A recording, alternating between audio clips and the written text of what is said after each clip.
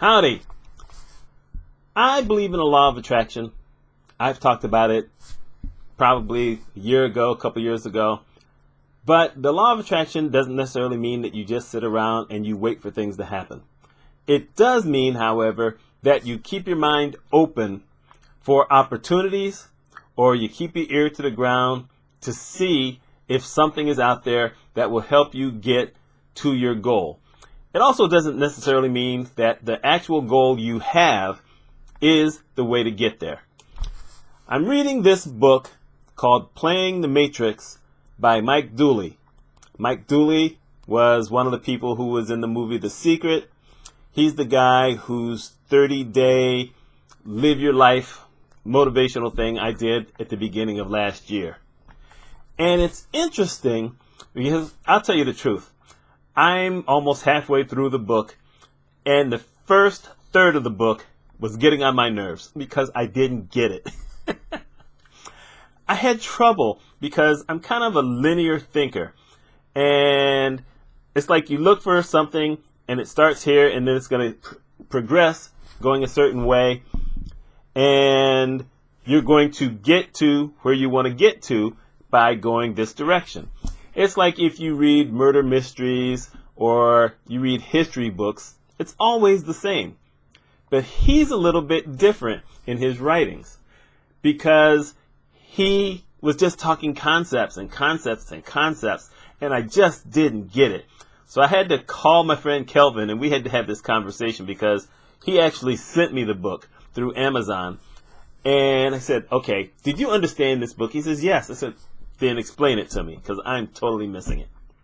Now I'm getting a better understanding of what he has to say, and I haven't finished the book, but I'm going to mention some of this to you because I knew some of this already through The Secret and the Law of Attraction, and I think this is where he's on, because he's the guy who says that thoughts become things, and that's always been his reality.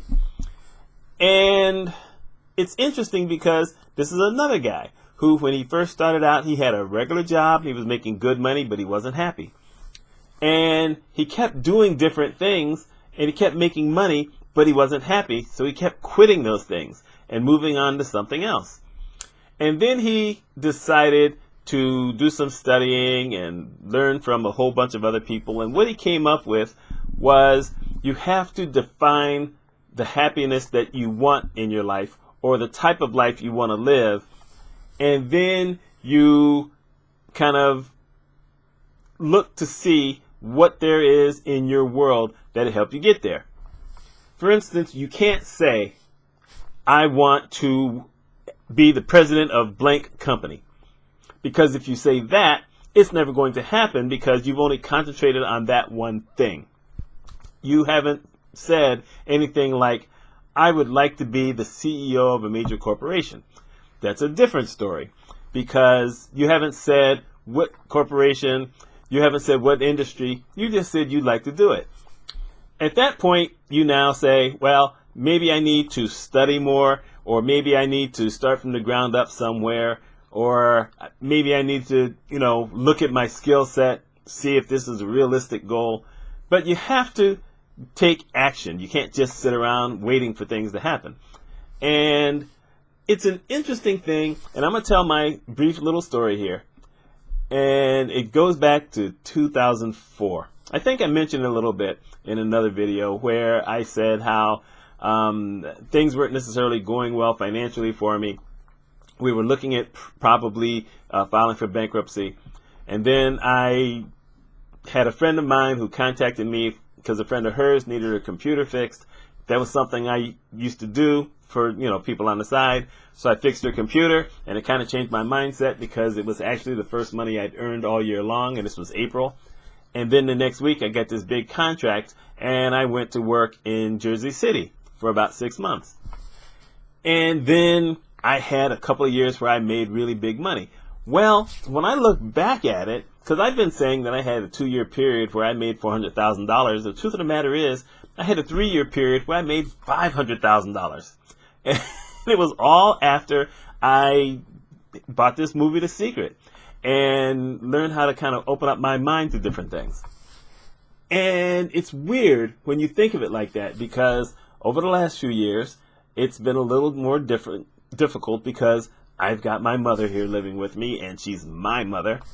And so there's a lot of things I can't do, but I've come into 2010 with this perspective. This perspective basically says, you know what? I can do the same kind of thing even though things have changed. I have to be home, but most of the work I can do from home. I've made big money. I can make big money again, but I will handle it much different than I did the first time, because the first time I thought I was going to have that money forever. You've heard about these professional athletes who make big money, they spend it all, and then within 5 years of retiring, they're broke because they spent all their money because they thought it was going to last forever. It doesn't happen that way.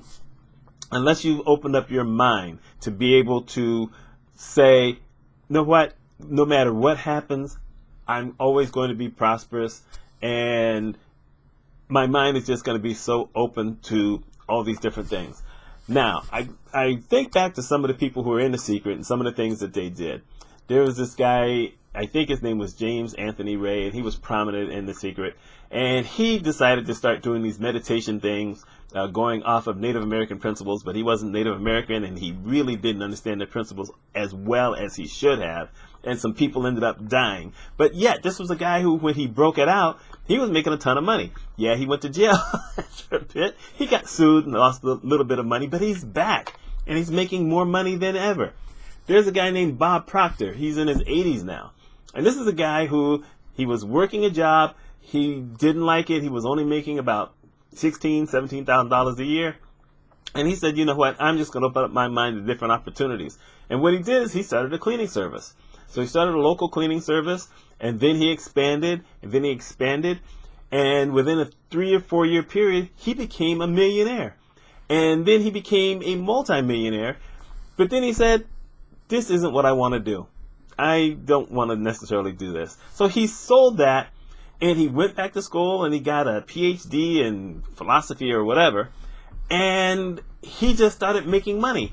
And it was this thing because he had opened up his mind to new opportunities and new ideas. And the weird thing about it is, you know, philosophers don't really make a lot of money. You can't count the Dalai Lama, but the Dalai Lama, he says he doesn't need material wealth, but homeboy's doing well. But philosophers don't really make tons of money, but this guy does. And it's just one of those kind of things where we have to be willing to let go of our preconceived notions of, I need a 9-to-5 job that pays me 2 or 3 weeks of vacation, gives me 3 to 4 days of sick leave every year. Maybe I get maternity leave, or I can get Family Leave Act. This is in America, where you get to take time off to stay with your wife.